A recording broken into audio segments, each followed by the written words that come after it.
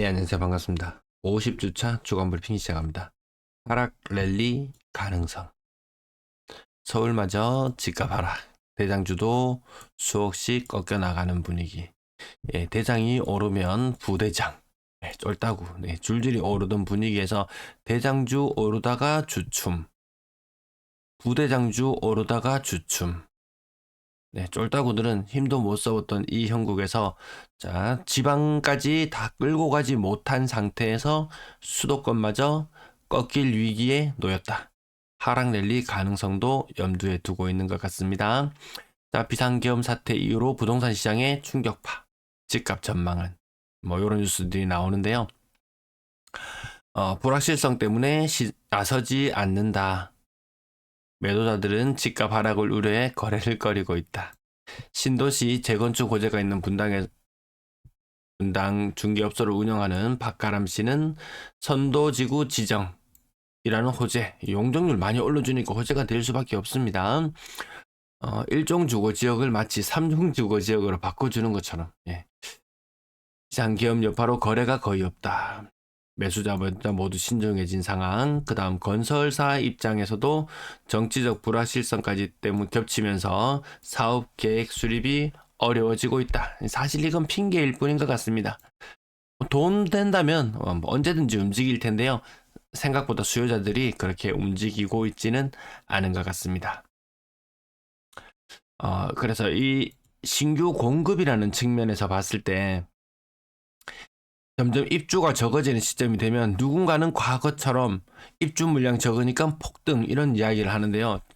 저는 그전에도 수차례 말씀드렸다시피 입주 물량이 적어지는 시점이 이제 다가오면은 이동이 거의 잘 없을 것이다. 매수매도가 잘 없을 것이다. 이런 관점으로 저는 계속 바라봅니다. 내년 되면 좋아지겠지. 이것도 좀 한풀 꺾였죠. 네, 오늘 코스피나 코스닥이나 큰 시장 하락을 봤습니다. 코스피가 거의 연저점 수준까지 내려온 그 정도 수준이던가요? 그냥 주가가 오르고 나면 부동산이 오른다. 오르질 않습니다.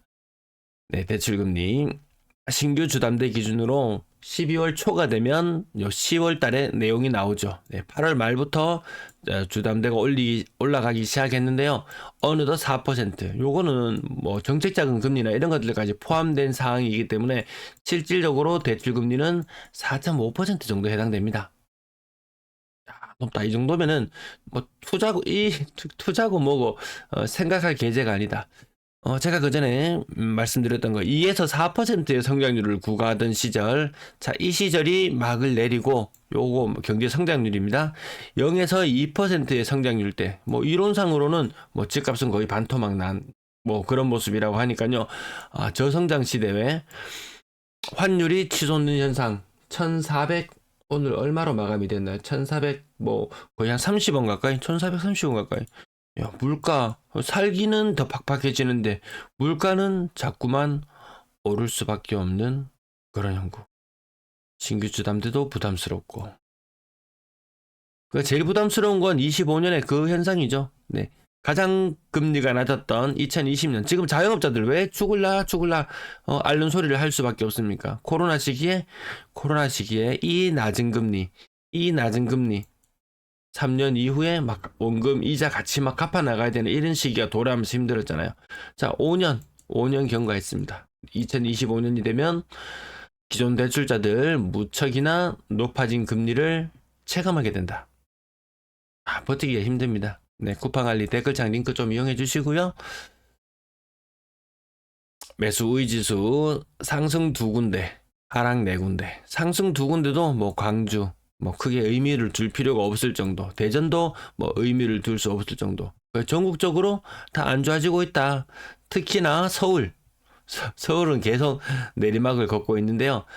72까지 올라갔던 것이 3.5.6 수준. 대구, 부산은 볼 것도 없다. 그냥 계속 바닥을 헤매고 있다. 영남 지방이 힘든 가운데 그나마 울산이 좀 선방하고 있었지만 서울이 꺾이니까 울산도 힘은 거기까지인가 봅니다.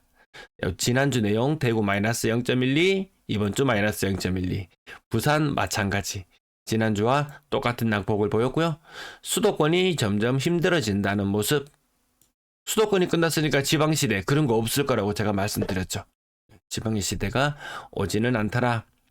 주간신고가 요 LH나 요런 물건들 조금 거래될 거 뭐 삐쭉삐쭉 뭐 그게 끝입니다. 그 이후로는 뭐 특별히 뭐 나라에서 많이 사주거나 이런 것도 없네요. 특히 안 팔릴 때는 LH 매입 이런 것도 좀 크게 작용했을 텐데요. 자, 부산부터 주간 거래량 먼저 한번 살펴보면은 25년도 되면 또 돈 풀릴 거야. 이런 이야기가 있었지만 그때 반짝한 이후로 600건대의 거래량이 400건대로 주저앉았습니다. 특히나 여기 비상계엄, 계엄이라는 특별한 이벤트, 신혼부부 특례 2억까지 되는 것, 요거 12월 초부로 시행이 되었거든요.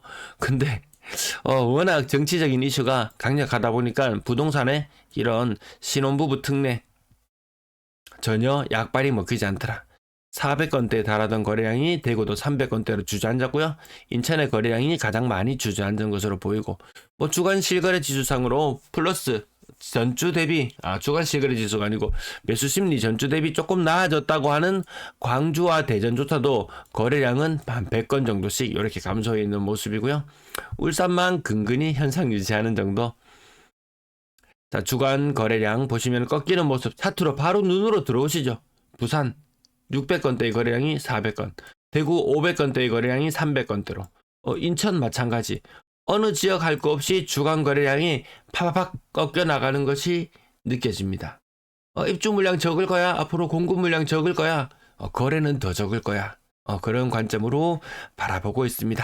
매매 거래량 11월 달 예상해 보는데요. 한창 많았을 때 대비 11월의 거래량, 요것보다 조금 더 지금 분위기가 냉각되고 있으면 요 예상치보다 더 적은 거래량이 나타날 수 있습니다. 인천 같은 경우에도 한창 때 거래량의 반토막. 대구는 워낙 뭐 잘 나갔던 시기가 없다 보니까 2100건대에서 상대적으로 거래량이 덜 떨어진 것처럼 느껴지지만 거래가 여전히 적은 것은 맞다. 요 예상 거래량입니다. 예상 거래량 11월 거래량, 10월 거래량, 그리고 11월의 예상 거래량. 요 가운데 있는 수치는 지금 진행 중이니까 무시하시고요. 어느 지역 할 것 없이 10월의 거래량에 한참 못 미치는 거래량, 거의 거래량 수준이 거래량이 굉장히 적었다고 이야기할 만한 추석 정도의 수준의 거래량, 네, 그 정도밖에 안 되는 것 같습니다. 부동산에 관심 가질 그런 상황이 아닌 것 같네요. 늘 빨간색, 늘 빨간색이었던 대구가 좀 탈피했고요. 부산이 여전히 안 좋은 것은 맞다. 인천이 가장 안 좋은 상태. 광주 아파트가 너무 많다. 대전 미분양 물량 실제 언론 건설사에서 제공하는 것보다 곱절로 많은 미분양 물량이 숨어 있다. 얘도 안 좋다. 울산 영남 지방이지만 그나마 가격이 좀 선방하고 있었던 지역 중에 하나인데요.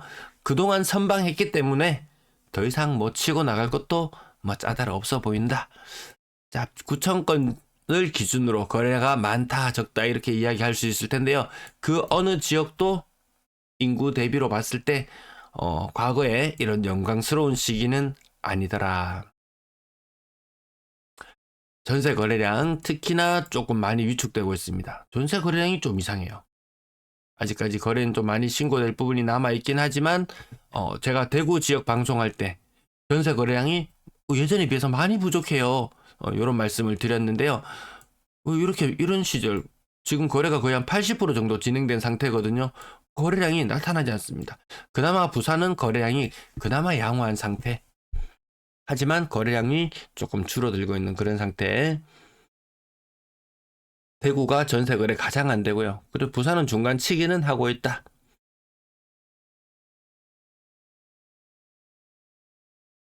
매물은 요 전주 대비했을 때 약간씩 늘어나 있는 정도. 증가하다가 한 2주 정도 소강 상태를 보이다가 다시 재차 증가하는 그런 상태를 보여주고 있습니다. 대구 매물이 많아서 문제야라는 이런 이야기를 하곤 하는데요. 만만치 않은 지역들이 나타나고 있다. 대구보다 인구 대비했을 때 매물이 더 많다고 말씀드렸고요. 부산은 현재 매물은 압도적인 1위. 여기 부동산 시장이 거의 안개 속으로 들어와 있는 그런 상태. 후발주자 인천도 재빠르게 물량을 늘려나가고 있다. 인천이 근래 안 좋아지는 모습은 매매 매물이 가장 급격한 기울기로 늘어나고 있는 것과 전세 매물이 마찬가지로. 그나마 부산은 선방하고 있는 것이 전세 물량이 조금씩 줄어들고 있고요. 대구는 전세 물량이 정체.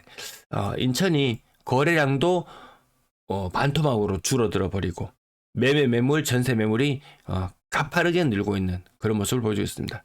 요건 수도권 덕분에, 서울 덕분에 많이 올랐고, 서울이 꼬꾸라지면 서울이 기침하는 순간 인천은 거의 독감을 걸리는 그런 모양새를 보여주고 있고, 나머지 인구 100만대의 도시도 크게 비전이 있어 보이지 않는다. 부동산 시장에서 뭔가 비전을 찾기에는 나라 경제 상황이 말이 아니다. 집값이 한 10배 정도 오를 수도 있어요. 베네수엘라나 터키가 한 6배 정도 올랐나요, 집값이? 터키, 튀르키예. 예. 베네수엘라가 한 10배 정도 올랐나요? 환율 대비하면 그래도 손해입니다.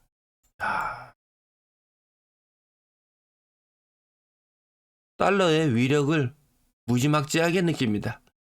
달러 지수도 100 수준까지 떨어졌던 것이 106 수준까지 오르는 동안 한국도 많이 올라서 거기에 발맞춰서 1280원을 살짝 구경했다가 1390원대에 머물렀는데 갑자기 전국이 요동을 치면서 이게 1430원 이 가격까지 지금 올라와 있는 상태. 내가 달러 가지고 있는 거 조금 오른다고 이득인 것처럼 느껴질지도 모르겠지만 물가가 오르면서 이래저래 치이면은 결코 이득이 아니더라. 좀 빨리 안정을 되찾기를 기다려 보겠습니다. 네, 오늘도 시청해 주셔서 대단히 감사합니다.